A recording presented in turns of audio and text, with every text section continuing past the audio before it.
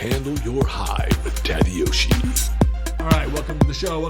Today I have a special guest, Anh Vu. And now, Anh is, the reason why I asked her to be on the show here is because I saw a couple of posts, but I've been following you for a little while, because there was something that the universe was telling me. I was absolutely drawn to some of the things that you were, aside from the fact that you're beautiful, but more so than that, the things that you post, the things that you were posting, while even though most of them are related to your company and the job that you have and you work for. Tell everybody who you work for.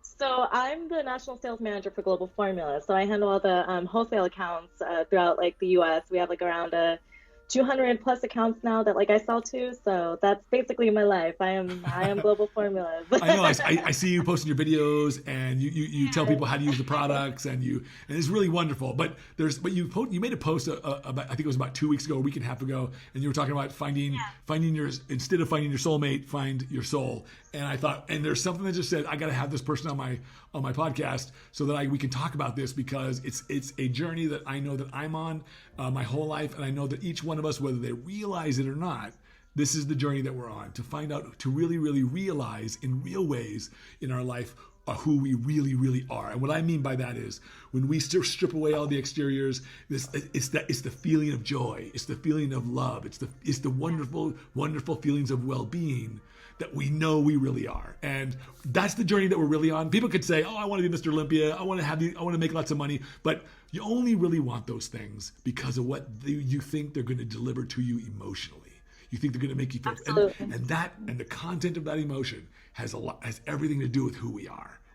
Those are the wonderful feelings that we want to feel. So anyways, you mentioned you had that, you made that statement. I was like, I got to have her on here. And not to mention that you seem like you're like me, you got tons of energy and you're really bubbly. And I knew you, and then I come to find out, this is what I said, nothing happens by accident. Then I come to find out that you're into crystals and you're into numerology and you're into all these things that I'm into. So all of it. Vortexes are going to be huge in this. I'll explain later, but I may have discovered a few vortexes. Oh yeah! Oh wow!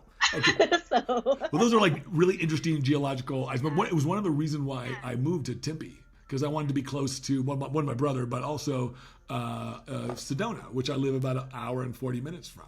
And I've been up there several times now, and I just love it. I just love it. Actually, it's just such an energetic place. You can't help but feel it. Really quickly, it's 2:34 right now, the time. Oh, wow. Oh, yes, it is. There you go. Does that mean something? Do you know what that means? Oh, it does. Just okay. Yeah. So I usually see numbers all the time, especially when I'm driving. I see it on plates. But if you look up the meaning of the number, in sequences, for instance, you see 111 and then you see 888, which means abundance right away. There's a message directly from the heavens coming down to you if you really pay attention to the numbers. It's really trippy, but I realized that in my journey. Oh, wow. So now I've always been curious. Now, if you see me coming down here and tapping away, it's because I take notes whenever I do my podcast. Take notes. Absolutely. Yeah. And it's because, absolutely. I have my notebook.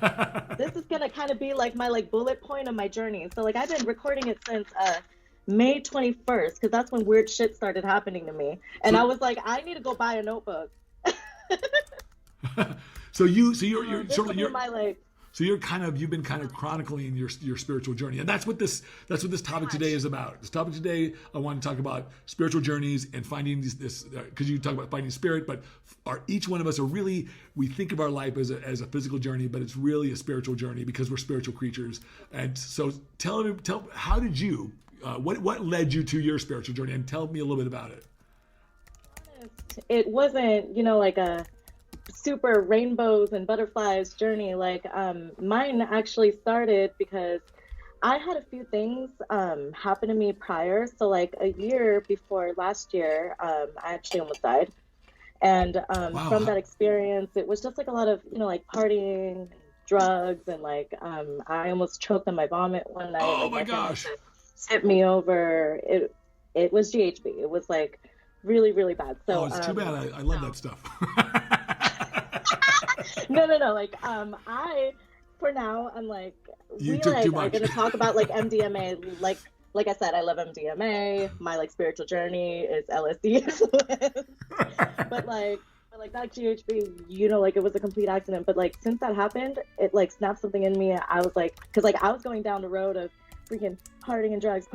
This like industry, you know, like it can bring you down that lifestyle if you're not careful because of all the events that like you end up going to and just things like that. I mean, like there's like great people out there, and like I don't have anything against substances, as you can see. Like I have nothing against substances. Just do it responsibly, you know. Like at the time, I was not responsible, and like that's on me.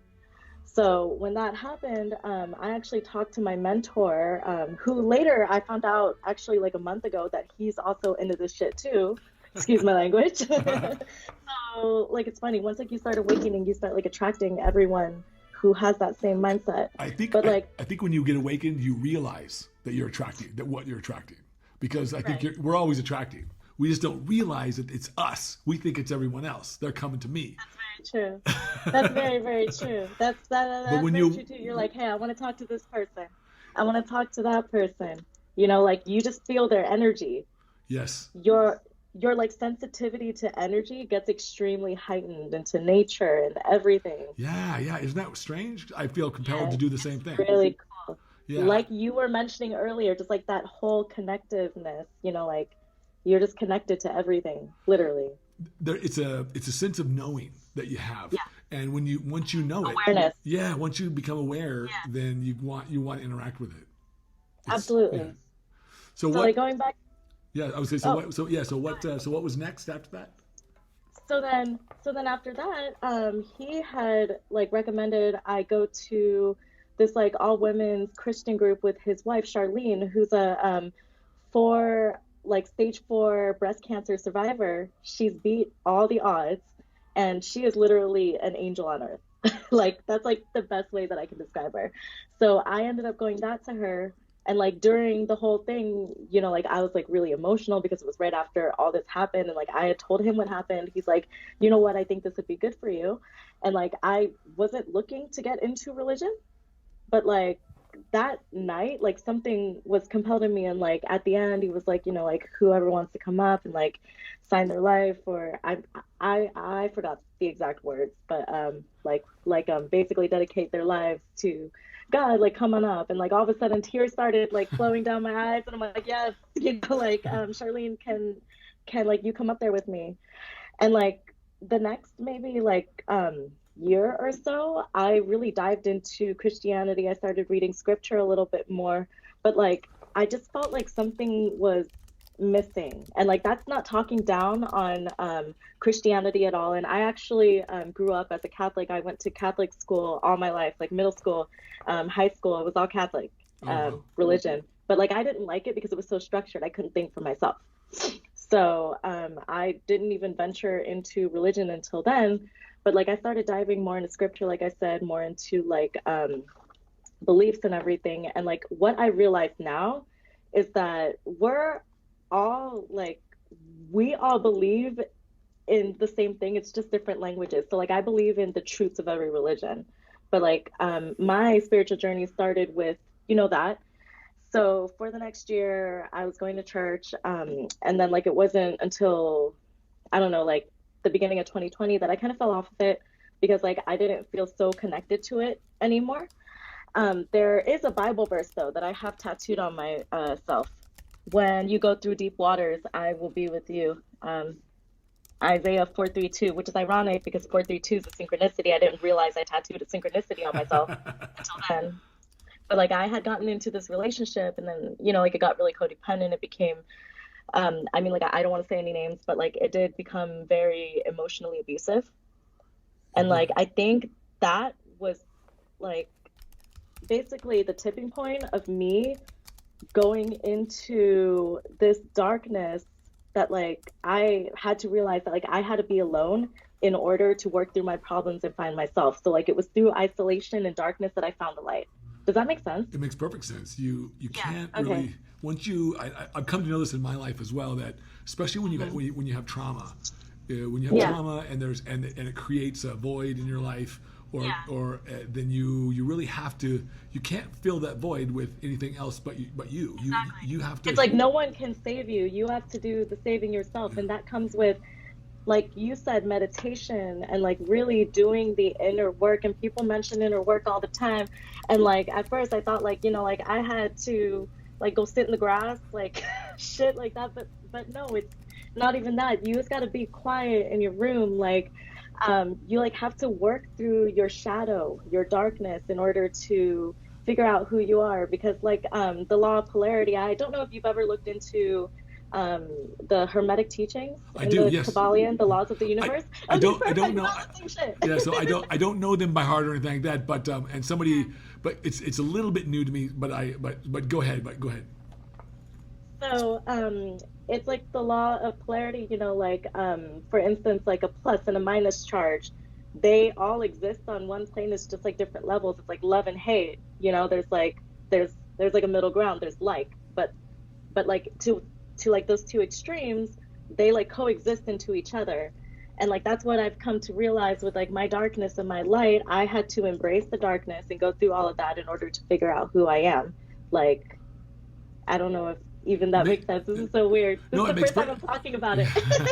No, it makes I'm curious. So you said something just a couple of seconds ago. You said, yeah, sitting by yourself and really sort of asking some deep questions. What kind of questions did you ask yourself? Because what I found in my life and other people's, because I coach so many people, I've literally coached thousands of people over the last 25, 30 years.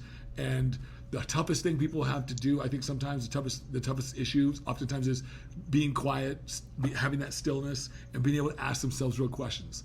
I mean, and honestly ask themselves real questions, because none of us like to admit it's oftentimes embarrassing, or it digs up really bad emotions for many people to sit with themselves quietly and ask some really tough questions and answer them honestly. What were some of those questions for you? And what kind of answers did you have, and how did it affect you? It was more so reflecting on the trauma, you know, like that, like near-death experience. I thought about a lot. I thought about my year prior to that. Like, all I cared about was, you know, partying and drugs, and like I cared about people, but like I didn't care about their souls. I like was kind of in this self-sufficient, self-centered like space, and like it just wasn't a good space to be in. And then prior to, after that, I really thought about the relationship that I had with this individual, because it was like 6 months of, you know, like literally it was perfect. And then suddenly like this huge storm cloud came out of nowhere, and like things just kept going wrong, and like nothing that I could do was getting better. And then I realized that like one of the things that I had to work on was like I can't save anybody else, because that's the kind of person that I am. So like you really evaluate like who you are, what your values are, the kind of person that you want to be. And then you start to envision, like the person that you want to be. And you're like, what am I doing right now in this present moment to get there? And then like you begin to think of, you know, like even as deep as I went as deep as thinking about like growing up, you know, like my my parents divorced at a young age. At one point, I saw my dad try to kill himself. Oh. It was just like really tough things like that. How did that affect you? To be honest, like I can like close my eyes and still see it, but like my relationship with my dad up until this year, it was non-existent. And like I would take out a lot on him. Were you mad when like at him? I know like in a way, you know, like it's kind of like this resentment, because like he had always tried to, I know parents like do the best they can. I understand that now, that like they're just trying to guide you into the right direction. But like sometimes you have to step away and like figure out that like path yourself, which is like what I eventually communicated with him. And like now we're good. I see him every week, you know. But you know, like you just see that image of him like trying to kill himself, and it just like kind of fucks you up. Well, we children, I've come to know that children have especially depending on what ages, but children oftentimes have a very difficult time processing trauma. And so they just don't have enough life experience or wisdom to be able to process it correctly, so that it doesn't, so they can't, so consequently they can't release it. So it gets trapped in the body, it gets trapped within us, and then it manifests itself later in life in these weird ways. So the first thing that I thought of when you started to describe all your party life was, she has issues with these kinds of things with herself. It's because we children especially look at their parents, and anything their parents give them, our parents are the first people that show us who we are, and they do it by how they treat us. And children read into everything that you do for them. So if you don't do something for them, or if something happens in their life, like they're depressed or they're upset, or the children think it's them. It's, you know, so it's because they just don't know how to process these traumas very well, and so then they grow up, and logically they know, but they haven't released it, and so then like they go through this rebellion phase, which I totally did. Well, go on. So my like relationship with my mom, you know, like she's just very protective and like God, how would I say this? She's protective. I know she loves me. I see her here and there. I see my dad absolutely a lot more often. But like with my mom, it's kind of like a, you know, like I love you from a distance. Because like she'll try to tell me things like, you know, like you should marry rich and she's Asian. Like exactly, yes. She's very Asian, but she's also very loving. You know, like I got my heart from her. Definitely, I got my heart from her. So like now, with like where I am in this headspace, you know, like I've come to love my parents, and like if I hadn't gone through that like traumatic experience, as weird as it sounds, like I wouldn't appreciate them a lot more, because then you start like appreciating people for who they are, you know, like every single experience, even like the like individual that I had like this falling out with, and then afterwards, I mean, like the whole thing was just bad. I don't really want to get too much it's not into it. Yeah, exactly. It's a very small part, but like basically it was like the catalyst of all of this, because like it forced me to be alone. It forced me to be by myself. He moved out. At first it was like very hard for me, because like I was so used to having somebody there all the time. And like once I got into meditation, I started to read, I started to write. Writing has really helped me a lot. Oh man, I love writing too. You know that. I love writing. Yes. And like since I've been writing, you know, like and reading, meditating, listening to music, music's also huge for me as a release too. I've grown to love time with myself, and me like too. and like appreciating that time with yourself and realizing that you're never alone, because angels and guides are always looking out for you. You tend to crave that alone time now. Yeah, and I feel like being in that solidarity and that like isolation, and like it's not necessarily an isolation, because like I said, you always have forces working for you, especially if you're being guided by them into the right direction, and like you're actually taking the steps to like grow grow your inner self, then like you're never alone, you know. No, yeah. Well, you hear it said all the time, like we're connected, we're all connected, we're all one. And as a matter of fact, that's one of the themes that one of my friends who went on a DMT journey some time ago, he recanted. He said I said, what was one of the big things that you got out of it? He said, well, when I came out of it, he said, one, I didn't have a lot of anxiety that I had before. I knew, and I coached him for a long time, and he was a very anxious kind of guy, as his personality, very type A, always doing lots of stuff, owned several businesses. And he said, when I came back, he said, I just didn't have the same anxiety. I just didn't worry about it. I didn't care about the same shit anymore. I said, why? He said, because when I went through this journey, he said, I went in, I don't know if you know anything about DMT, but when you take DMT, it disassociates your ego in your head. So he said, man, it was like I blasted off into a spaceship, out of this universe into a completely different reality. He said, I'd lost my body. I was not the person that you see before you. I was something else. He said, nothing else mattered. He said, all it was, he said, the best way I can describe it is that it felt like love. And he said, and I realized. You become love.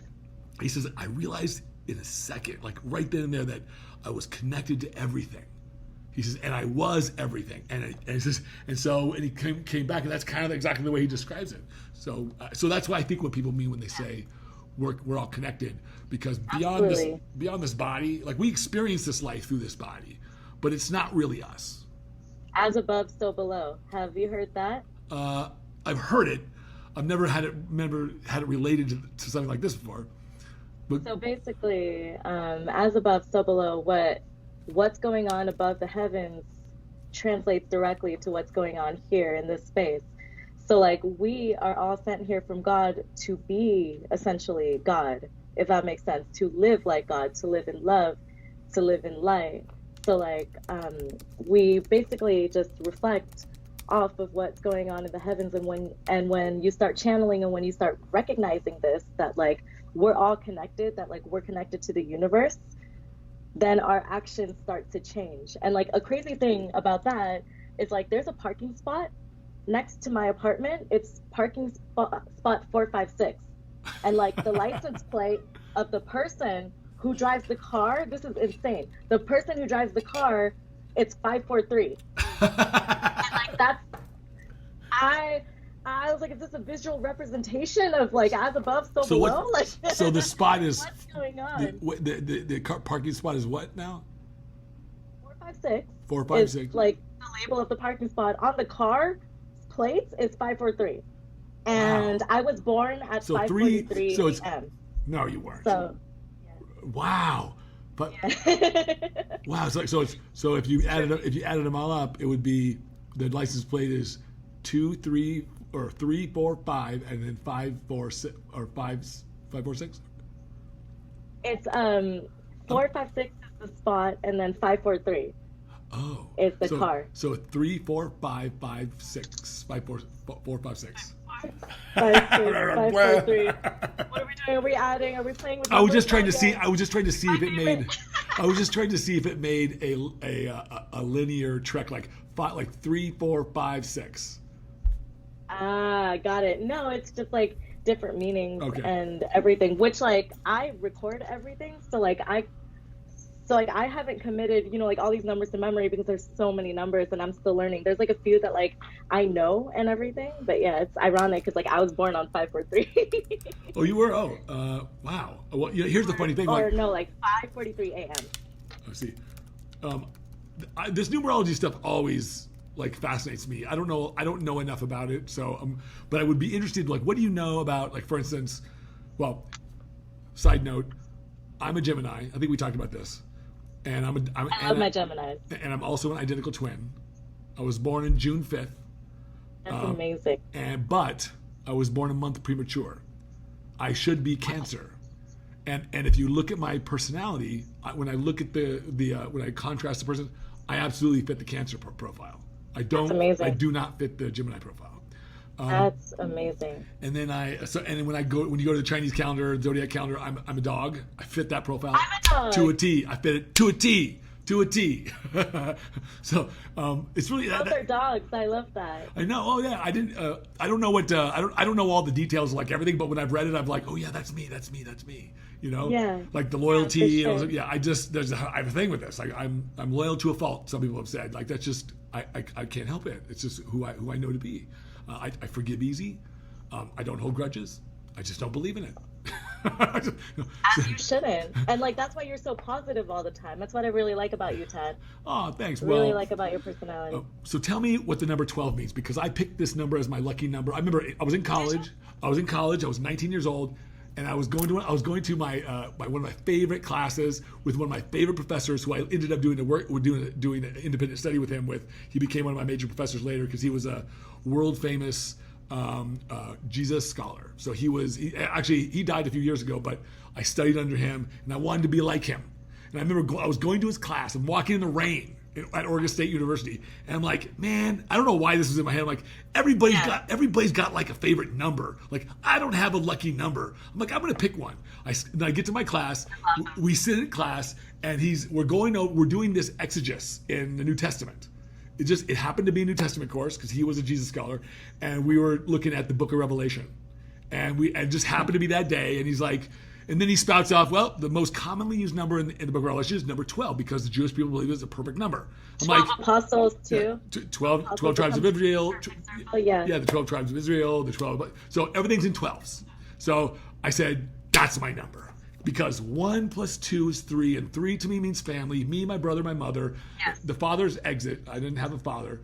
So I've never had a father figure in my life. I'm very feminine by nature, even though most people know me as very masculine. I have a very feminine side to me. I embrace it. I love it. It's who I am. It's good that you embrace it. That's awesome. Yes, it's who I am. And I know that my brother is from a personality standpoint, and he is a lot more masculine than I am. And I'm the one that everybody saw that because I was like 272 pounds. I was like, I was like this, but I'm the guy who embraces the feminine. I'm the guy who I want to talk about emotions. With twins, I wonder if because you know how we both have feminine and masculine qualities in us. I wonder if, because you're a twin, that like one twin is more masculine, one twin is feminine, is just like distributed like that. Absolutely. Yeah? I believe so? my mother. So fascinating. Yeah, my mother told me when we were growing up that if one of us was having a good day, then she said I could always count that the other one was going to be having a bad day. Like, and then we would flip it. We would flip flop. So we would just, if one of us took one side, the other would take the other, and it would be like this all the time. So there's only some things, and even our taste in women were completely opposite. My brother, yes, my brother likes tall, white, skinny girls. That's what he liked. Women. That's who he wanted to marry, a tall, white farm girl. Like, that's what he wanted, and that's what he did.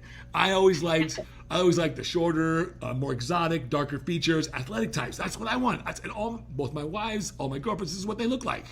It's just what I grabbed it. What you're into. Yeah, so I call it my preference. It's just my preference. That's all. It's just so we just have opposites. We're very opposite, but we're very much the same when it comes to our philosophies on life. For instance, we both believe that in process, you need a process. Everything's about a process. It's a process.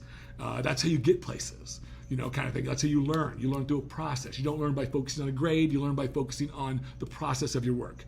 I tell my athletes this. You're not going to win shows by focusing on getting that trophy. You're going to win shows by focusing on your process, the effort, the labor. Focus on the labor, and that's that you'll get there. So anyways, it's because, but what do you know about the number 12? Because the whole story was leading up to that. What do you know about the number 12? Well, like you kind of basically said it, like you add 1 plus 2 as well, it becomes 3, and 3 is energy. 3 is energetically charged, and like I don't know if you've heard of the significance of the number 33, but like I started following the number 33 out of nowhere, and then I didn't realize that it was connected to so many things, like the Freemasons. I like actually just made. Oh shit! Here it is. Like I like have been making connections. It's like here. It's right here. It's the number 33 is like a master teacher number. It's the most spiritually evolved of all 3 numbers. So like in my notebook, I do a lot of studying. So like these are the 3 master numbers. I was born on master number 11. One of the vortexes that like I had found like after my trip on LSD had the 22 on it, and like the address of that place, called it the Pisces vortex. It's 22555. That's like the address of like the like location. And it's on Olympiad Road. So like Olympia, I was like, that's kind of fucking cool, I always, but yeah, so they say like I always the number that I see the most is 12s. I see 12s everywhere. I mean, like what's cool is that like each number will like resonate with a different person for like a different purpose, and like that's cool too because it's a representation that like every person's spiritual journey is going to be different. Right, absolutely. But like we all have like this one common goal to basically just lead each other home and figure out who we are, our souls, Yeah, it's funny that that's the cool thing about it. Yeah, we come into this life physically, and because we are coming into this life physically, we are hidden from our true selves. And Absolutely, so I think that's part of the journey. That's part of the joy of this journey is discovering that. Is discovering. It's so fun. Yeah, it's such a fun journey. At first, I thought I was going fucking insane because I started seeing like all these numbers everywhere, and I'm like, I'm a crazy person. I'm that crazy person. Do you have cats at home? I love cats. Oh, you're gonna be the crazy old cat lady. Yeah, pretty much. I think that's gonna be my future. Actually, I'm pretty sure it is. Let's see. So have you done any work with life path numbers? Life path numbers. I'm life path number 1. So which am I. Is like leadership. Yay! Yes, I'm. Yeah, as a matter of fact, my brother and I are both life path. Of course, obviously, because we're twins, but and it totally matches up with us. Oh my God, totally matches up. Do you find we're like put into this role to be like a leader, charismatic, to lead? Yeah, absolutely. And I went to Vegas. I don't know if you've ever done this, but I went to Vegas. 1 year, and I'm there every year, but I went to Vegas 1 year when I went to a like a tarot card reader.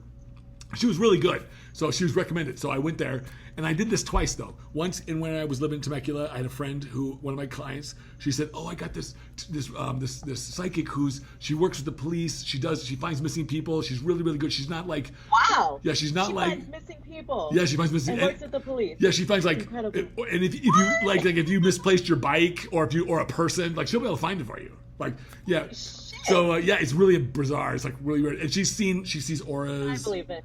Yeah, she sees auras and people. She said, I've seen it ever since I was a kid. And she said, well, she wants to read you, Tad. And I know you don't know her. Is it okay if she comes over for this cheat meal? Because I used to have all my clients over for cheat meals and stuff on Saturdays and stuff. Oh, and, you're such a cool coach.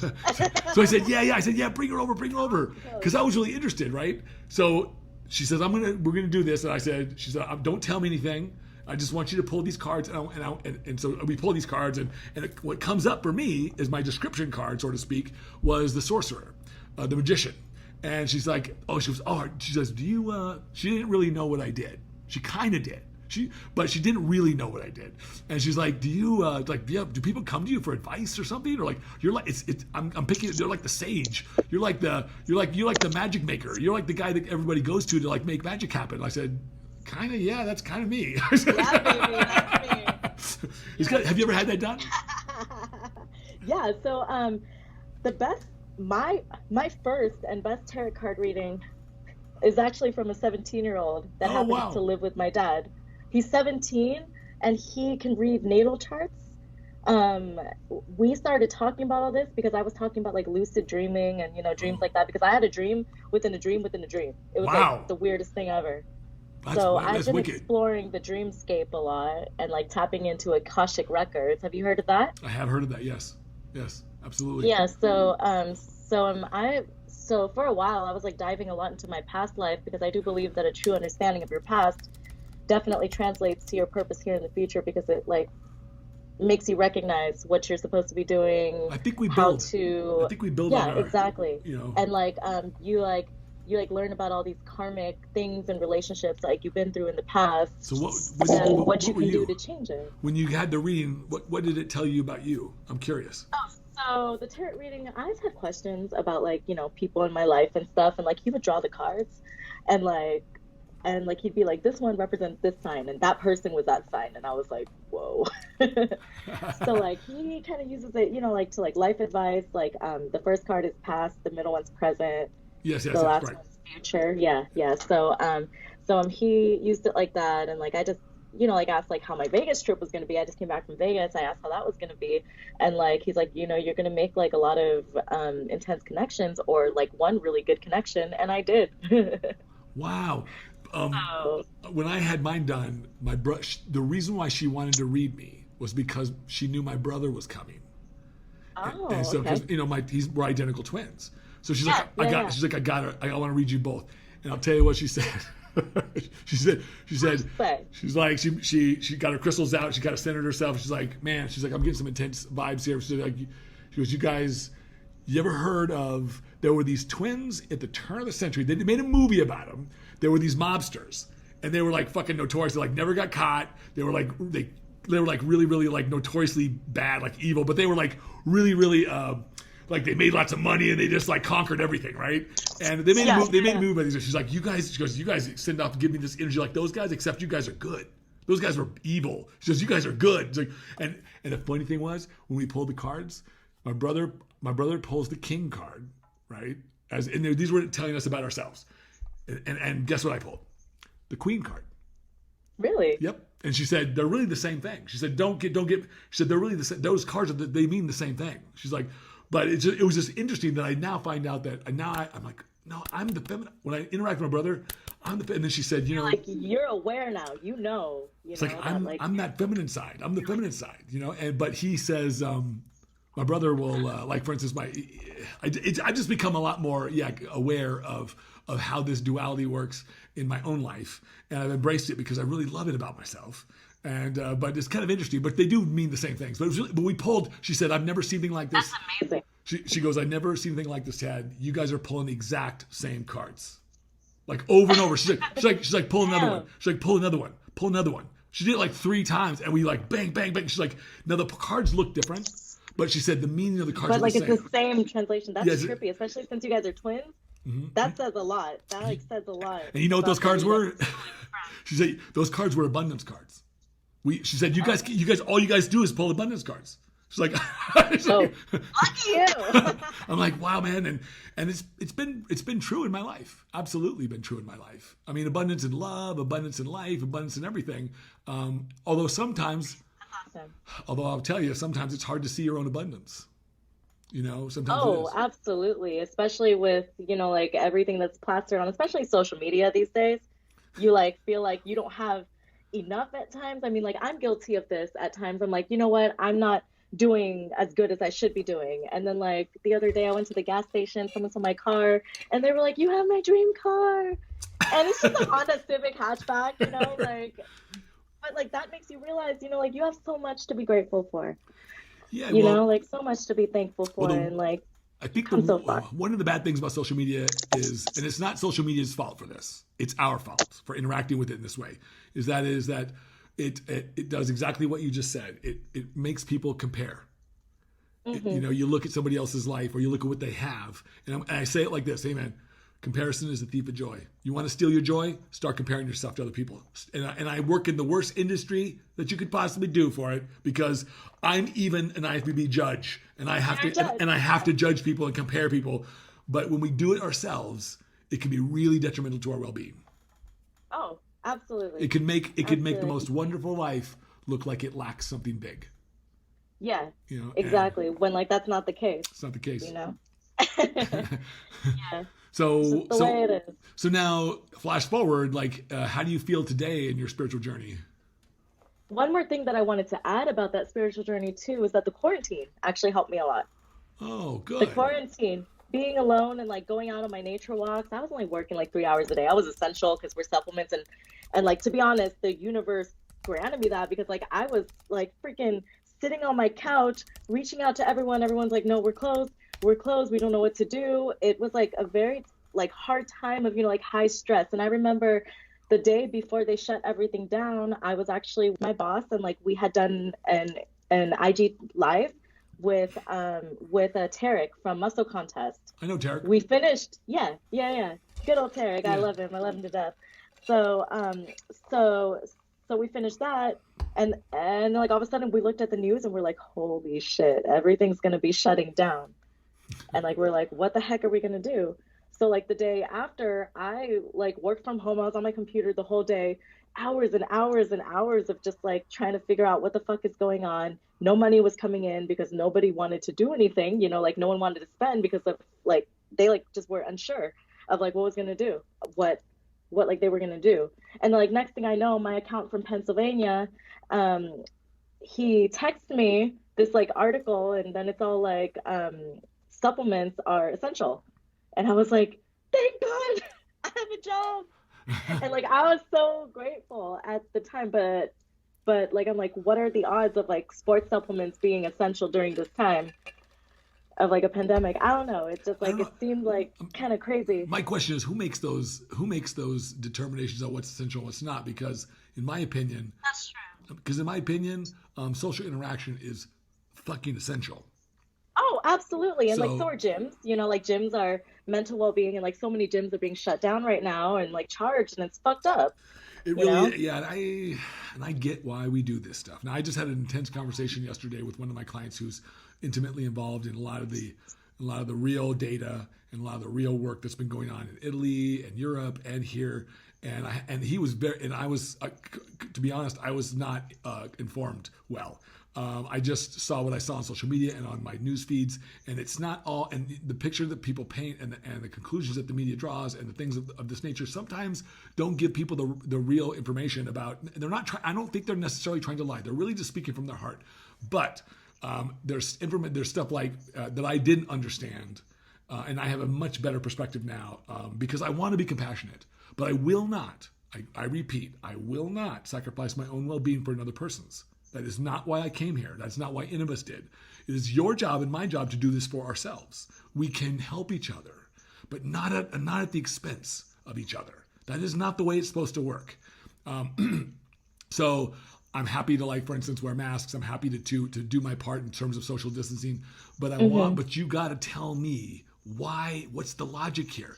It can't just be it can't be just to help somebody else out. That's not a good enough reason. It's not. So now that I know, I understand a little better. So here's what I've come to find out that made a lot more sense to me.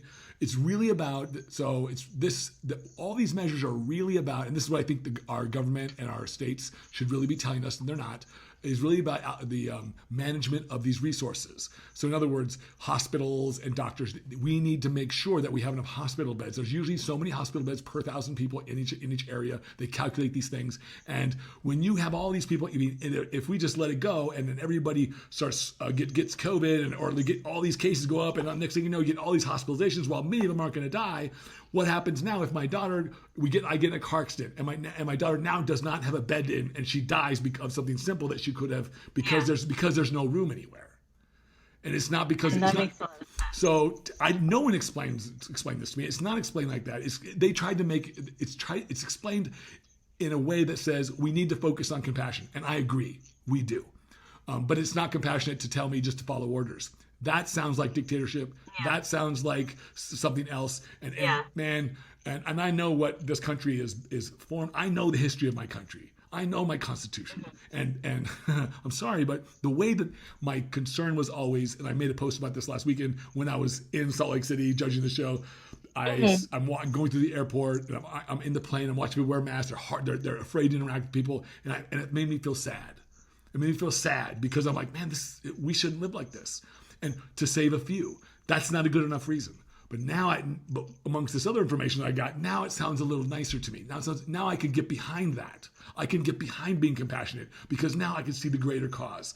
Whereas before, it's like you're asking me to, because the death rates on all, there's a death rate on any flu and cold every season. Elderly people die all the time. People with, and that is not unusual. That what's unusual is that COVID is very virulent. It spreads very, very quickly and very, very easily, and it's the most unusual sort of a virus that we've seen in a long time. And so it makes it really difficult to contain it. And so if we just let it go run amok, we're going to have all of our medical resources consumed, and then we're really in up shit creek. Yeah. So had they explained something, they kind of explained some of that, but not in the detail that I needed. I need to know more. Yeah. Like, that's just me though. But my mother would have told you that growing up. And like you explaining it right now was like explaining to me better than like anything that I've glanced at the news. I mean, like I don't really watch the news. I just, like read up on articles here and there. If it pops up, I just can't, because like you said, you're full on blown like empath. So am I. So like I definitely have to, be cautious of what I choose to be put into my brain. That's right. It's smart of you to do that. It's smart because I described it this way to people. Your brain is the most complicated, sophisticated neural network on the planet. And every time you think a thought, every time you see something, every time you interact with something, every time you have a memory, every single thing that happens to you in your life from the minute you're born to the day you die is like dropping a line of code into the operating system of your life. And so your operating system of your life is continually being updated every single moment. And so if I'm putting in bad code, ask any programmer. Garbage in, garbage out. If you put bad code in a program, you're going to get a bad output. And so so like these days, I don't even watch the news. I don't watch movies that make me feel bad. I only watch things and I only entertain myself with things that are uplifting, that make me laugh, that make me feel something good or inspiring. Exactly. That's it. And like one thing with your thoughts too is like once you put your thought into the universe, it's essentially immortal. This is something that like I kind of thought about the other day because like energy cannot be, or like it like can't be created nor destroyed. Matter and energy cannot be created or destroyed. I've had these conversations. My first wife was a physicist, and we would talk about this over and over and over. Yeah, this whole concept that energy and matter are interchangeable. Nothing during this whole journey, I all of a sudden got like this spark to look up like quantum physics. Oh, really? And like it's so crazy that like everything is tied in. It's like spiritual science. Because like I'm a woman of science. I like need proof as to why all this shit's happening. And so I'm like essentially proving to myself that it's legit. Well, the science has a language, religion has a language, philosophy has a language, our emotions have a language. Everything has a language. So and I think people make the language more important. They're like, you have to describe it this way. And that makes it truthful. Like, no, not necessarily. My ancient ancestors in the Hawaiian culture described life a certain way with gods and tikis and different things of that nature, and it was just as accurate as today. I believe it. It just depends on the way you want. How do you want to describe it? And I have this game with my daughter. I say, and it comes from a movie actually, the movie Cinderella, the one that they did a couple years ago. and that the mother asks her daughter, who's Cinderella, what do we believe in? And she says, we believe in everything. And I say, her and I say that too. I say, what do we believe in? We believe in everything. Everything. I really like that. I love that, actually. Hey, I like that a lot. I even read a cool quote from, who was it? John Lennon. He said, he said essentially the same thing. He goes, yeah, if you want to say fairies, I believe in that too. It's like, because I believe in everything. I believe in everything. I absolutely believe in everything. And I don't think I think for me at least, it's just a metaphor. Words are metaphors. That's all they are. That's all they are. Absolutely. Like the other day, I was linking up. If you see here, this symbol right here has like been huge in my journey. I don't know if you can see that. It's kind of like just like a wave. It's like an S. Yeah. So then the other day, I saw like this post about like like light work and stuff. I follow a bunch of like spiritual pages, but like going back to my science, it mentioned something about sine waves, and I was like, oh shit. And then so I drew out a sine wave, and I was like, wait a second. If you connect two sine waves, it makes an infinity sign. Yes. By the way, so essentially, I don't know. I started connecting shit. I was like, this is so cool. Have you ever, do you know what a Mobius strip is? A what? A Mobius strip. So years ago, when Google first came out with Gmail, so I signed up for it because I'm old, so I was able to get that with You're the first. Not old. So yeah, I'm 50. So, but I called my brother. I'm like, hey man, I want to get a unique like email address that I could use. And I was just out of graduate school, I think, and he's like, well, and I was always thinking about stuff, and he knew how philosophical I was and how, because I'm like that. I'm like, why don't you do like a Mobius strip? I'm like, how about Mobius thinker? So my Gmail address is I have a couple of Gmail addresses, but my original one was Mobius thinker at Gmail. Now if you look at the Mobius strip is an optical illusion. It's looks like a ribbon that's turned in on itself, and it goes. If you follow an edge, it goes forever. It's the but if you draw it in 2 dimensions, it's the infinity sign.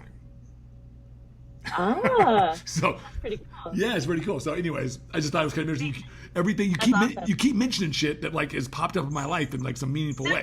Languages, everything. It's like how you were saying. You were all like, I thought I came up with all this shit myself. I mean, like for a while, I thought I was coming up with all this shit myself, but like the universe was just channeling all of these things to me so I could have a better understanding. And there's so many other people out there too who are making the connections. And like, so my thing is like find the others.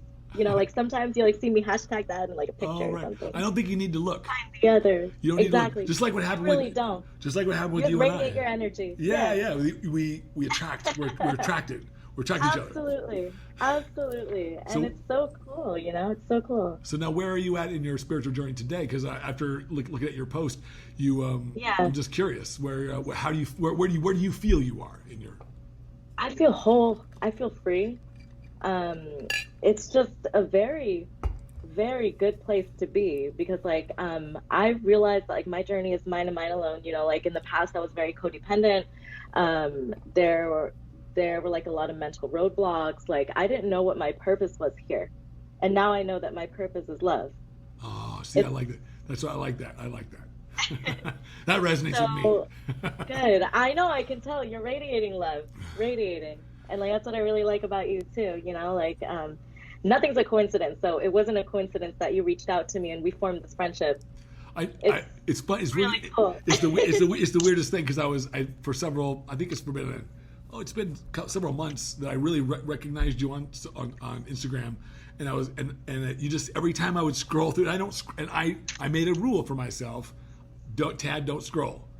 Don't scroll through your newsfeed because then it's fucking 2 hours later and then I'm like, shit, I gotta go cook dinner or something. So, and I don't want to waste my time just scrolling. It's no good. Like I want to interact. I want to be productive. So anyways, right. but when I would consistently see some of your things. And I'm like, and there's that little voice. I don't know if you know this. There's a little voice inside your head that inside just says like, there's something gonna happen there. You're and it wasn't like a intuition. Yeah, it's like that. And I was like, hey, but I had no really reason to like reach out and say hey because you didn't know me. I'm like I don't want to be some weirdo freako guy like hey. It's like, that's not me, man. Like So but then when you made that post, and I was like, oh yeah. I want to talk about that. I want to talk because that's the journey I'm on. Yeah. I want to talk about. Funny thing is, when you reached out to me, I was like, no way, an IFBB judge out of all people wants to talk to me about my soul and spirituality. So what I did, I like screenshotted it, and like my friend Kyron Holden, he's like one of my closest friends ever. He was actually there the night of my awakening, you know, the night when like all that crazy shit happened. I think I might have judged him. I think you had. He's third in the world, Mr. Olympia, men's physique. Yeah, I've definitely judged him at a show or two. Anyways, because the name sticks out. It's like an unusual name. Nobody has the name Chiron. Come on. Exactly. You know what's crazy? Chiron. Do you know like the like centaur god, Chiron, Chiron, and like in the whole like astrological world, there's like your Chiron. It's like pronounced the same way. It's fucking trippy. It's so trippy that like I happened to meet him, and like we started talking about the spiritual journey. I didn't even know he was this deep into it, and like he basically taught me a lot that I know. So like I owe him a lot. He's like a friend for life. I basically had a dream the night before his birthday. I didn't know it was his birthday. That I texted him 11/11. Wow. So then I texted him that following day, and I'm like, Chiron, I had a dream just now. It's very vivid that like I texted you 11/11, and he's like, you know today's my birthday, right? And I'm like, no. And then so from there we started talking more. You know, I started reaching out to him for advice.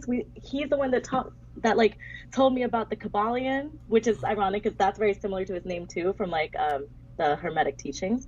Okay. The Kabbalion. And then like one of my friends was like throwing a party, and then I was like, hey dude, do you want to come and like do something this weekend? Like come on down, we can like hang out. And then so the house that we went to, the address had 321 in it, and his car, his place had 321 on it as well. Oh wow.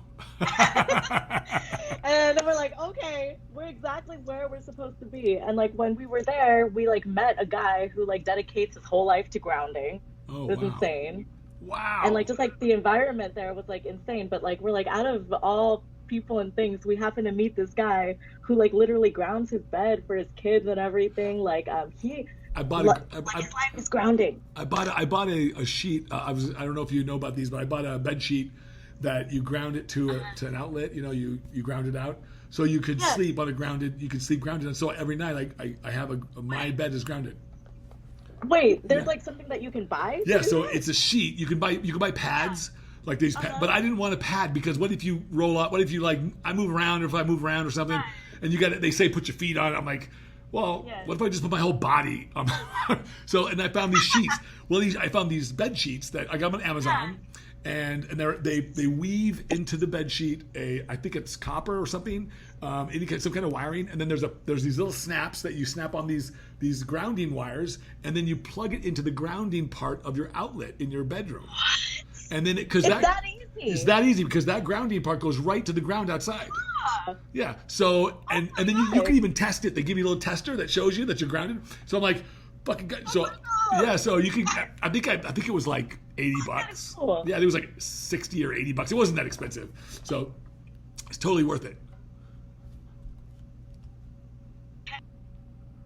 Send me a link. Yeah. I got it. Like I said, I got it on Amazon. So I'll send it to you. Okay, perfect. That's so cool though. But yeah, so like we met him, and then earlier that day too was like when I got the outline for this, and like that same day I had rescued. This is a representation. It's kind of like a representation of me because I'm a triple Pisces. I'm a Pisces sun, moon, and ascending. What is okay? So I don't know what that means. Like, what does that mean? It's like an astrology thing. Basically, I have a lot of Pisces in me. So like this is the symbol of the fish. This is like the Pisces, except like instead of swimming like the yin yang, they're all swimming upwards towards like enlightenment. So what is? It's like kind of like. Tell me about Pisces. What are? Because I mean, kind of funny because seafood's my favorite kind of food, but but what's Pisces like? I don't know much about Pisces. Pisces, like how would you describe yourself? We're very much so into the spiritual realm. We're like very sensitive to energies. I guess very loving. Okay. It's like very weird of me to like speak about myself like that. Most people have a hard time with it. Most people Yeah, don't work yeah, that. yeah. I don't. But like, no, I love you for that. I love you for that. It's because like I guess people articulate how I am a lot better. We're like very caring, very giving, very selfless individuals. Very, Wow. very selfless. So what did you Yeah. said? You're a dual Pisces or something like that? What did you say? I'm like a triple Pisces. So like in like astrology, you're like linked to a bunch of different signs. So like Oh, the sun is like the biggest one, you know, like you said you're a Gemini, so like that's what that is. But like the moon rules your emotions, the like ascendant is like the I face that you put on to the world. And like I'm straight Pisces. And like oh. I've never met anyone else who has all three. How do you find out what you are? Like, how would I find out what I was? You can punch in. There's like an app. There's Oh, an app called a CoStar that like you can download. It's like co-star. oh, That's okay. like the one that's like the easiest. You can punch in your birth time, where you were born, your What? birth So, date, what is and then it your? pops everything out Do you for know you. what your elemental sign is? My elemental sign? Oh, I'm like water. Water. Oh, of course you are. Of course you are. Water, very Yeah. mutable. So it's kind of funny. My elemental sign. Can you guess what it is? Gemini is air, right? Correct. No. Wow. Very Yeah. good. Yeah, Very yeah, good. yeah, Very yeah. good. And Yeah. my ex-wife, my last wife was she's Sagittarius, and you know what they are? They're fire. And so, man, that was not a good relationship.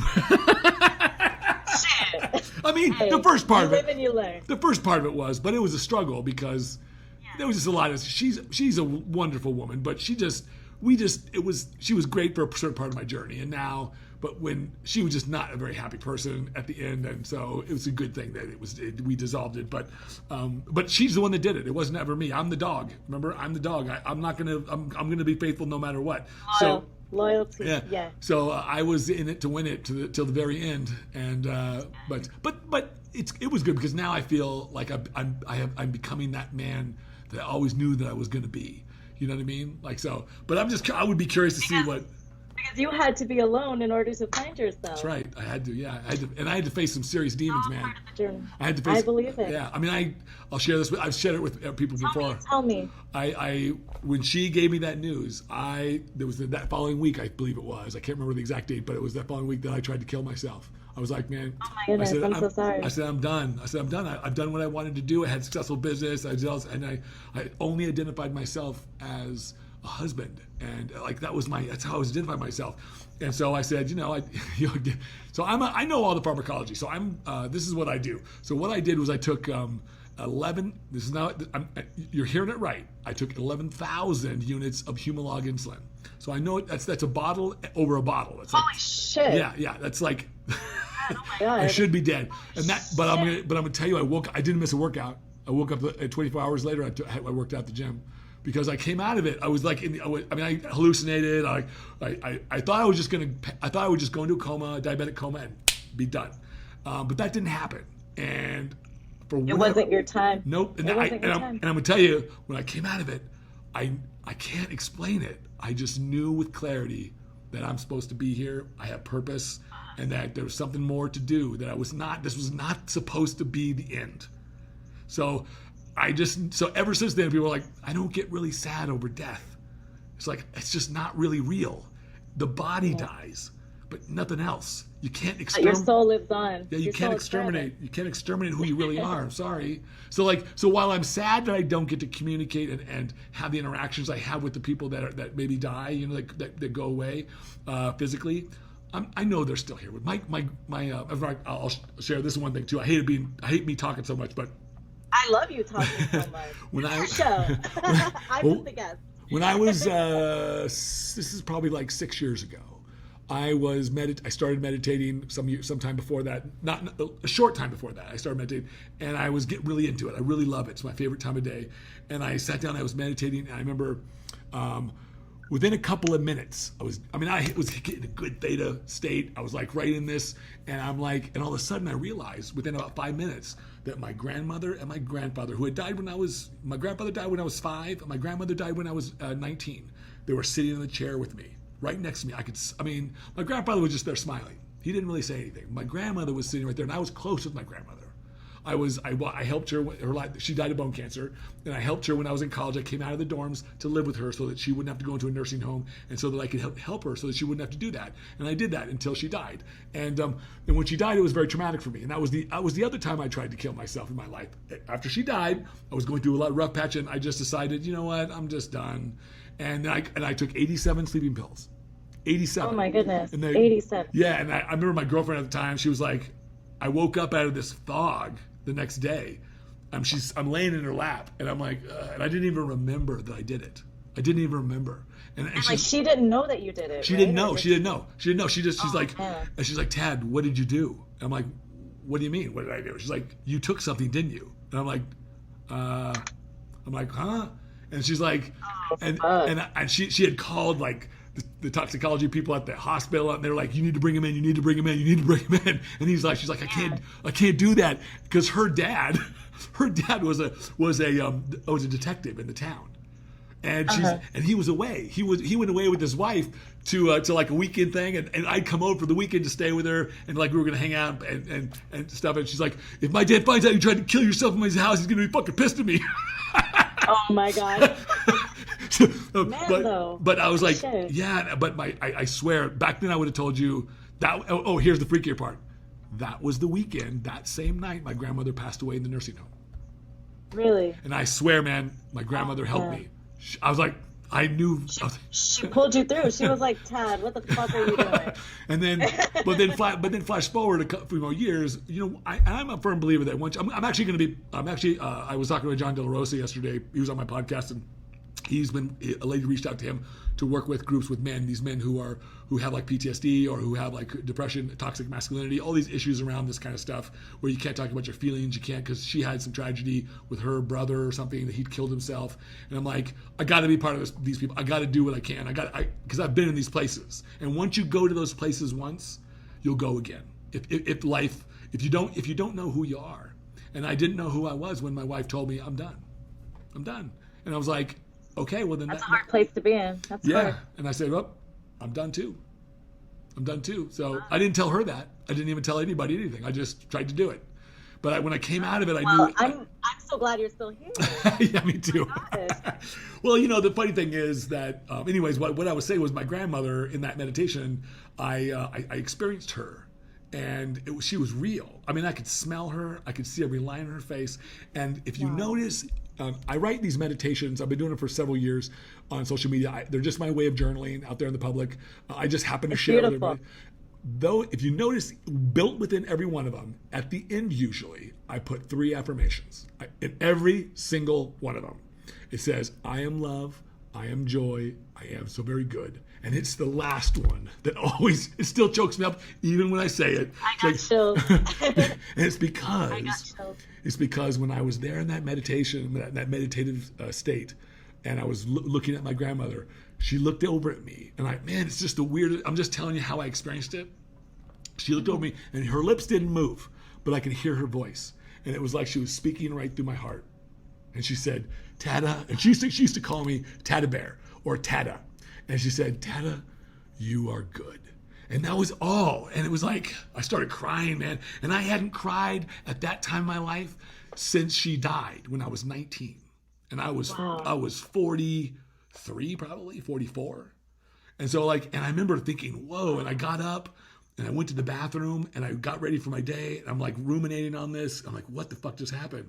And I remember thinking, I looked at myself in the mirror and I remember thinking, you know, all the pain in my life, any negative emotion I've ever experienced, anything that's ever given me any kind of pain and suffering, I says, I had to put it there in my heart first. It didn't start there. So I vowed on that day, I said, I have no more room for anything else but love. I have no more room. Good. I said, I'm not going to, so and the way that I expressed that on that weekend was, I had a friend. Handle your hive with Daddy Yoshi. It cost me a couple of clients, and I was really upset about this because I don't like it when people think that I lie to them.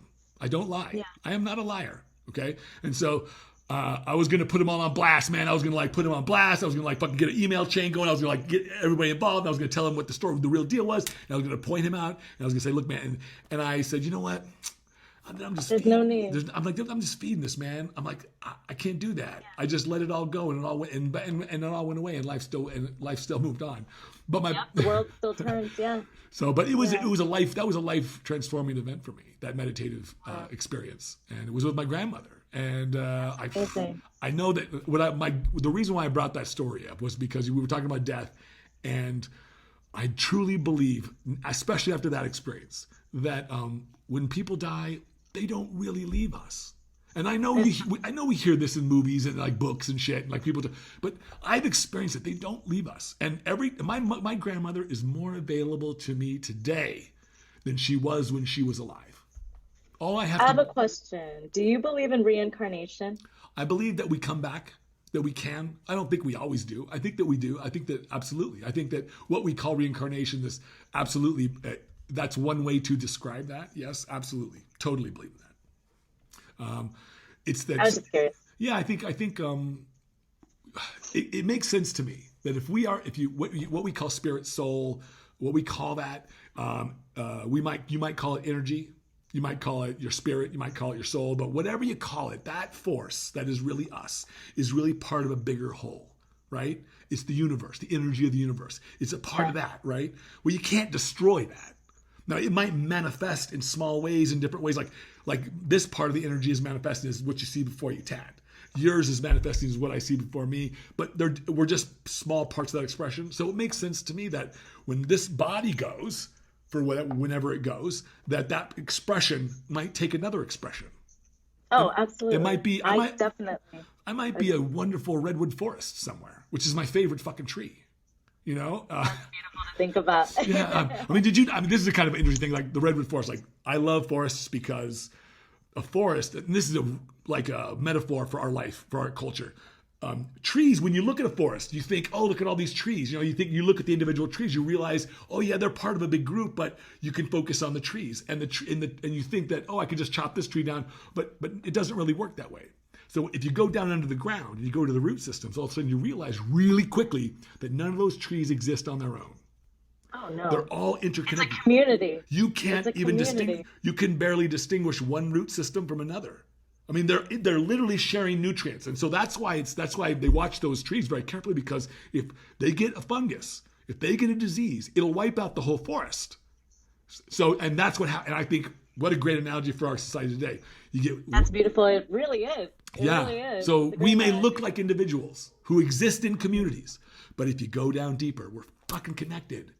And you can't, one of us can't, that's why Jesus in the Bible, and I'm not a Bible quoter, but that's why Jesus in the Bible, these euphemisms come up, like, if one of us is hurting, well, really all of us are really hurting in some way.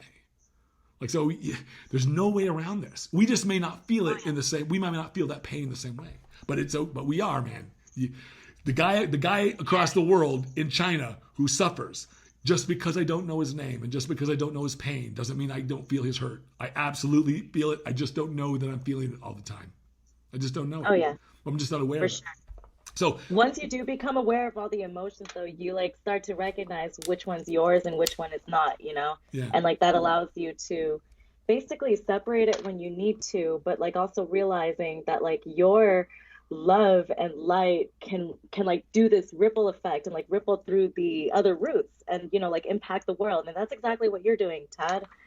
Well, and like that's exactly what we're trying to do too. We're like trying to, you know, like radiate this love to take away the pain. Yeah, well, to like overcome it. I like to think of it like, it's a wonderful way to put it, but I like to think of it like, because pain exists because we put our attention on it. Pain exists because we deny ourselves who we really are.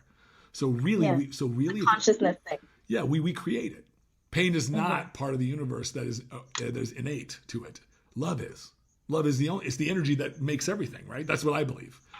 But pain is when we deny ourselves some of that, you know. And so I think that when we realize, when you sort of awaken, you realize that if I embrace who I really am, then there's no pain, there's no suffering. That's why. That's why we're the kind of people that we are. I think it's a wonderful thing. Now, so before I forget, what does the so you were gonna talk about we had this small, we were tertiarily talking about MDMA and stuff like, because I have to say, like I've talked about before, Right. I love going to festivals, raves. I love EDM. I love dancing. I will dance from sunup to sundown. Okay, to me, it's the most natural expression of joy I could think of. I love the culture. I love dancing. Yeah, don't you? About it. I miss it. That's the one thing I miss right now because you can't. I know. I miss festivals so much. Oh man, so like, but I'll be honest. Every time I go, I'm usually doing MDMA because the way that I describe it is this: is that it makes me feel like the real me. Like this is the me. I get like all those egotistical barriers that I put up in life, where I'm now I'm just because if you go there and you're with me, you're gonna get a hug. Sorry, man, you're gonna get a hug, man, because this is who I am. This is who you are. Absolutely. I think that like it basically takes down all the barriers of self-doubt and like really opens up this channel for you to, like you said, be yourself and express love without like any hesitation or shame or anything. And like that's what I like about it because it helps me to group my thoughts together too. I'm a talker. I'm a total talker. Oh, I get that. I know you are. I like sit down with the person. We have these like deep heart to hearts, you know, like one thing that I like doing is like I actually like rolling with like close people. Oh yeah. And like I won't do it any other way. I feel too much of the other energies. You take your chances. You take your chances. But I mean, like in like an environment, like outside of a rave too, if like you're just at home with someone that you love and care about, it's almost like therapy. Oh man. You know? Well, actually, I don't know if you know this. I don't know if you know this, but originally when that drug was designed in the 60s, in the early 60s, it was called the marriage drug because it was originally used by psychotherapists to help in small amounts to help couples connect. Because it does exactly what you said, and absolutely, when you roll with someone you love, it's like all the barriers come down. You connect in a more intimate way, and it's not even about sex because you can't really have sex on it. I mean, girls can, but guys can't. So it's not really about this. It's not a sexual thing. It's more of an intimate. And I'll tell you, man, if there's one thing I know about myself, and I crave connection. I crave it. It's what motivates me, and it's what made me want to be a coach. It's what made me want to do what I do. It's what makes me want to get out there and go to festivals because I love the connection. And actually, I come to find out later, my brother, who's a professor here at ASU, he's also a dean here. He has a colleague that he introduced me to. She's a twin researcher, and it was really, really cool.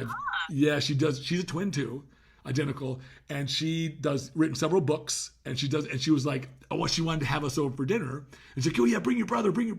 And I'm like, oh cool, I can come. I'm like, cool. So I go over there and I start talking to her and she's like, and she starts explaining. I was like, hey, I want to hear about your research because I'm really interested in this because I felt like being a twin has been such a a blessing, and two, I want to understand it better because I don't have the same relationship. I've always, like all of my girlfriends, all my wives, I've judged my relationship, my connection with them with my connection with my brother. I want to something similar, So I can't. It's hard to achieve that. I grew in the womb with him, we don't even have to hardly speak, and we know what we're talking about with each other, And so empathy. Yeah, it's like we used to finish each other's sentences when we were kids. Like people used to get freaked out. Nobody wanted to play Pictionary with us all through high school and stuff because we would just crush everybody.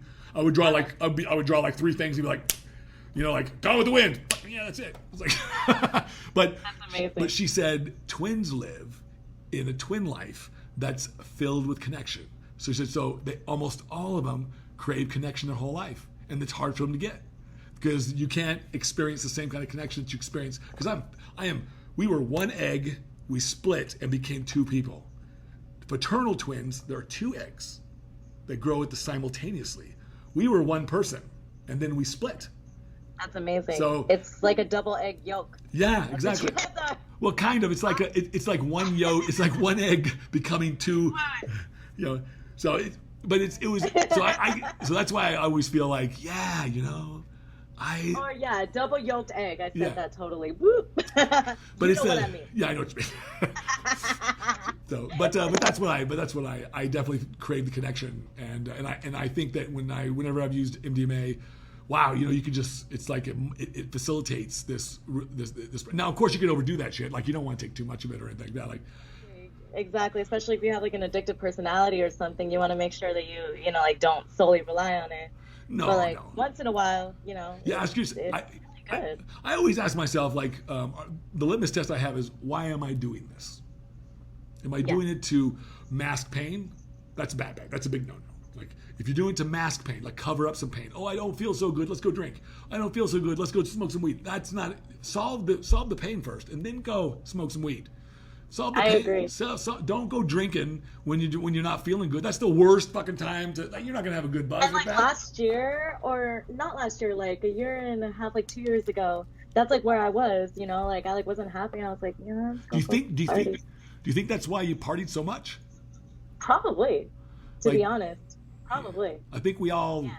It's kind of interesting. Like, have you explored more of that pain, because we all have it. We all have traumas. We all have pain in our life that we. I mean, obviously it revolves around. I've like overcome it now. Like I can go out without a problem. I don't get triggered by anything. But like I don't like seek to go out. It's just like if there's like something going on, I'll stop by if I feel like it. If I don't, then I don't. I listen to my intuition on what to do now. So that's like definitely helped me. I've been doing the same thing. It's really amazing that you say that. I've been. I used to not trust it. Yeah. And now I'm just like, that's why it's like, no, something's telling me I got to do this now. Let's do this now. Something's telling me I got or something's telling me that I got to do this, or something's telling me I should reach out to this person. And every time I do it, it's like perfect synchronicity. Yeah, alignment, magic, magic. I believe magic on earth. Funny thing, I'll just say this. I believe one of the things, and I think it's because I'm an air sign. I think it's because I'm I like you. I like speaking. I like talking about stuff. I like to communicate. But more specifically, my brother and I both do. He's really good at it, like me, and he's a writer. He's like many Book of the Year awards. He's got several on his. But he and I both agree on this, that words are magical. They're literally you literally cast spells, literally almost. It's like maybe not in the way that people think about it, but you do. You can change people's minds. You can inspire people. You can do all this, all with what? Words.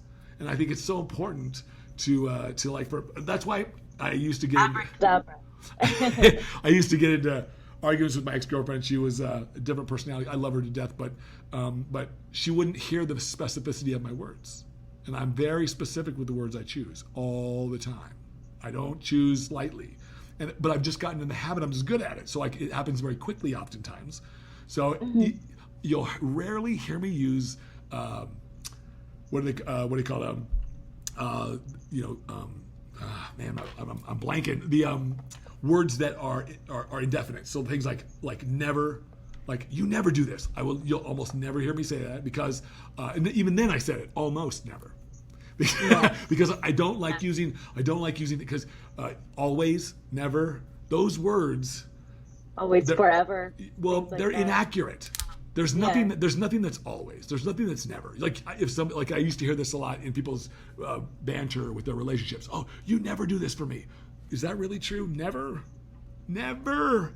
Ever. It's like it's over exaggerated. It's a hyperbole. It's just emotion. Yeah, it's just a hyperbole. They're using it to make a point. But when you hear it, that's not what's heard. That's not what's felt. And so that's why I'm very specific about the words I choose. And I used to always get in that debate with her because she'd say, "Oh, well, you always do this." I'm like, "Oh, wait. Or you said this." I said, "I didn't say that exactly. I said this. This is exactly what I said." And so she would never remember that. And I think that's important because they do. They can enchant us. Words can be, and they're just metaphors for what we mean. If we could just get like a data dump, it would be easier, right? Like I could say, here's an idea I got. Bring it like. So now, do you? I didn't know. So do you? What festivals have you gone to? This is kind of an off question, but I'm just curious. Yeah, it's all good. I love talking about this. So, back in the day, like EDC, Day of the Dead, what's like Escape? I've been to a lot. I've been to EDC a couple times. You've been to Ultra in Miami? Ultra, no, I haven't been to Miami. Have you? I've been to that one. It's a great one, awesome one. I got to see Steve Aoki. That was my highlight there in that one. Nice. My favorite, and rest his soul, is Avicii. He was actually my favorite. He was my first person that I rolled to and everything. So like I have this, you're connected with that connection one. To him. Oh yeah. I'm very, very connected to Avicii's music. He was like my all-time favorite. What genre do you like? I like everything. Let me see. I like. I mean, I like it all trap too. music. Okay. Okay. Trap music I really like. I love trance. Okay. Trance is really good. And like just the fucking feels you songs with the singing, you know? Oh yeah, you like you like the house. Slander is really good. Slander is really good. I love Slander.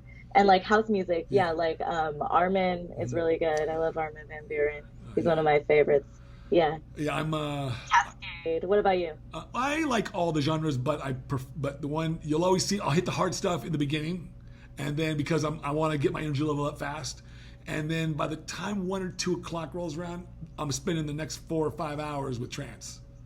Trance is awesome. I just like it. You literally get into a trance when yeah, like man, you listen to trance and like you're just like in your own little. This is why I'm here, man. I'm here to like be in my bliss, you know. Yeah. And it's great when you can do it with other people who enjoy it too. It's really wonderful. But I don't need it. I can do it all by myself if I need to. I believe it. It's like you're so connected to yourself in that moment with the music. Yeah. It's like your brain waves are reading, you know, like the music perfectly, and like you just feel good. I think Einstein said it best. He said, if you want to understand this universe, you have to understand that everything is vibration. And music is the direct correlate of vibration, right? Oh, so absolutely. When you hear it, I was trying to describe this to my brother because he's never been to a rave or a festival, and I'm like, dude, and he's like, that's not really my thing, man. I'm like, that's okay. I said, but the reason why I like it is because when you get there and there's this music going, it changes your vibration, man. I could literally go from nothing to like ecstatic, you know. And I don't need drugs. I don't need drugs to do it. I can just music affects my mood so much that like I have music playing all day. Me too. Like literally all day. I always carry his little speaker around all the time. It doesn't matter where I'm at. I'm like people know me for the music. They're like, okay, put something on. I'm like, okay.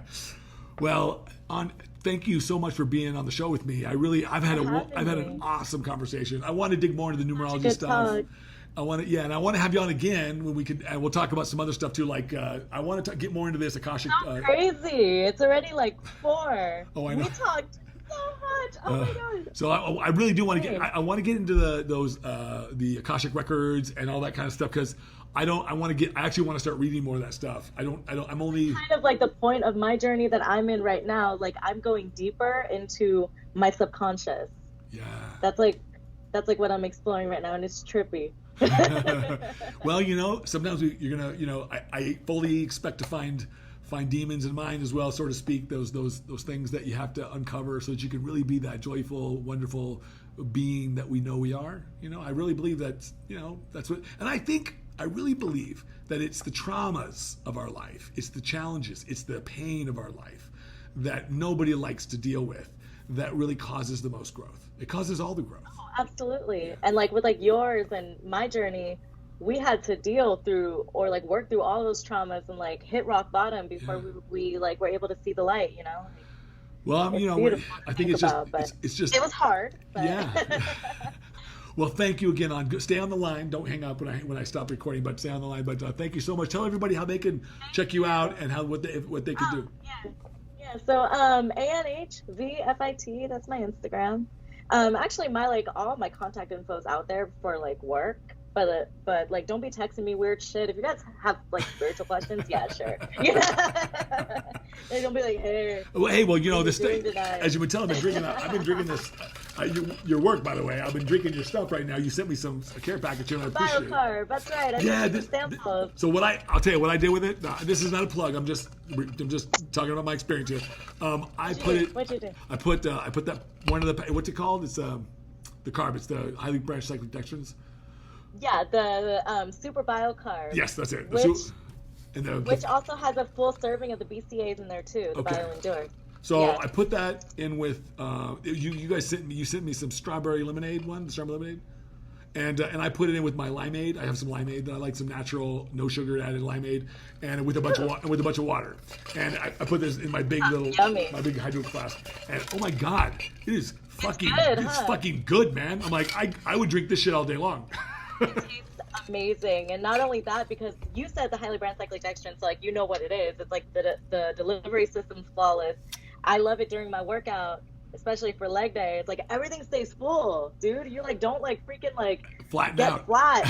Yeah. Well, I've been It's I've like been your needing. muscles are so tight and you just feel great. I love it, and there was a company a while back that had when it first came out with some of this stuff, and was it I forget the name of the and they went away, and the reason why I say this is because they had one of their flavors. It was a grape flavor, and it was my favorite because it didn't taste horrible. It wasn't bad. Some of the other companies that I've tasted, either it tastes too sugary or it doesn't taste right, or it's just, I don't know, it didn't jive with me. And this one is really good. So I commend the company. Good flavoring. It's really wonderful. Appreciate that. Yeah, and it mixes pretty good. It didn't like fuck up in the water. I know some of them get all chunky. They float to the top. And you're like, what is that? So I know I asked you to send that stuff. I'll tell people now. I asked you to send because I've been looking for another company to align myself with, but I have to like the products. I'm not gonna Try everything. Yeah. Try everything, brother. That's why I wanted you to try out the samples because Yeah. I myself, I'm a believer of, like you preach what you actually like believe in and use and That's right. I don't and wanna, like for me, I use the whole line and like I want to make sure you try everything too. That BioFreak, how sensitive are you to caffeine? Well, I don't use stimulants. Okay, then don't Yeah. use that one. Give it to a friend and tell them to give them your honest feedback. I just that haven't. guy's a powerhouse. Yeah, I just haven't in the past. I mean, I have in the past when I was a competitor and I was competing, but these days I've not wanted to because I didn't want, because I would go nuts with that stuff, but I also don't want to. I don't know. I have so much energy already, and I was like, I love it. It's like I don't want to become reliant on get my receptors become reliant on the caffeine, so that I have to have it. Like, what irritates me the most, and it's not anyone's fault. Like, hey, it's just me. When somebody says, "Oh, I'm gonna go, I gotta get my coffee before I can interact with them," oh my God, really? So he's like, I never wanted to be that guy. Like, I gotta go to Starbucks before I can interact with the world because I can't be like that's not me. But You don't need that. it's just me. I don't. I mean, half the world is addicted to caffeine. Take the Bio Pumped because that has all the same pump ingredients and Okay. the focus ingredients, the nootropics of the BioFreak, just without the DMHA and without the 400 milligrams. So you of guys caffeine. use nootropics then? Yeah. Fucking love nootropics, man. Hold on, let me see if I have I have a sample pack right here. This is the Bio Pump. So use this one. Okay, I saw that in there. So Yeah. So tell me about that Use one. like What a is it? whole scoop of it. So it has all the same pump ingredients and nootropics in the BioFreak, just like without all the crazy stimulants in there. Like Okay. it takes out the 200 milligrams of DMHA, it takes out the 400 milligrams of caffeine. But since caffeine's a vasoconstrictor, when you take this, like the blood flow, brother, it's insane. You're gonna be like all vascular and shit, and it's I already am. dosed. You're like, I already am. I No, don't wait, need it. no, I mean, like, I've been very vascular my whole life. It's just Oh part God, of it. it's gonna be tenfold. Then you're gonna love this Yeah. stuff. Okay. Oh, You're awesome. gonna love this stuff. As like there's 10 grams of citrulline in there. Oh, A okay. citrulline 9-to-1 formula plus like Do you shit guys- ton of beta alanine. Do you make a specific like capsulated product that's a nootropic for the brain? Yeah, we have the lit, but we're actually all out of stock of it. So what is that The, one? So tell me about that one.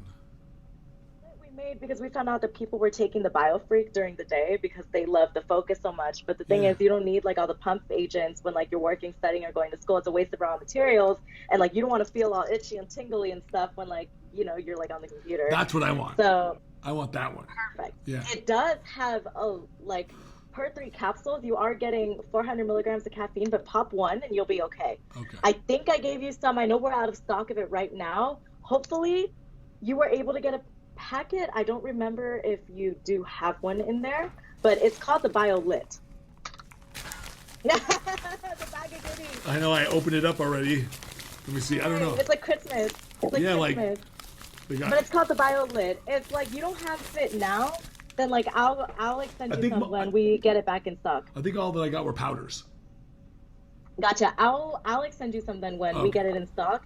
But one capsule will be perfect for you. It gets you going throughout the whole day. It's not going to be jittery. There's no jitters Okay. or anything. Usually, I don't like too much stims either. But like I pop one lit and I'm solid. I'm like focused like this. See, I've been working out with my brother, and he bought some equipment for his garage and stuff because we haven't been able to go to the gym because we're all locked down here. And man, I am itching to go back to the gym. I'm really not. I mean, I can get a good workout in, but come on, It just doesn't hit the same. I want to fuck up in- some weights, like man. after I want the to fuck gym. up some weights. It's like, so, I fucking feel you. are you guys all you guys are locked back down, right? Yeah, They just started up. There's like a few gyms here that are not gonna lock down. I mean, one of my accounts just got fined yesterday. But like there's a gym locally that's still open. So like I sneak out over there, but like those gyms that are open right now, they're very good with like keeping, the social distancing and, the masks and everything. So and then I was go reading, ahead, I was reading, who was it from Metroflex in Marietta? He, and I know him, with a beard. Anyways, he was saying he converted his gym over to this private membership club kind of a thing. So it's a private thing now. So it's not like a normal gym anymore. So now, so he could stay open. So I train with Derek, my coach, over at Self-Made Corona, and they're private training too. As soon as you walk in the door, you get like your like temperature check. You have to like sign in, and then like the trainer is with you the whole time. They walk you to the back. So like that's like the safe way of doing it right now. Boy, that really, we have to jump through so many hoops these days. It's kind of sad that anyways. All right, well, stay on the line. Stay on the line and I will. Thank you so much, though. I really loved our conversation. This has been awesome. Thank you so much. This was great, and like time flew by. All right.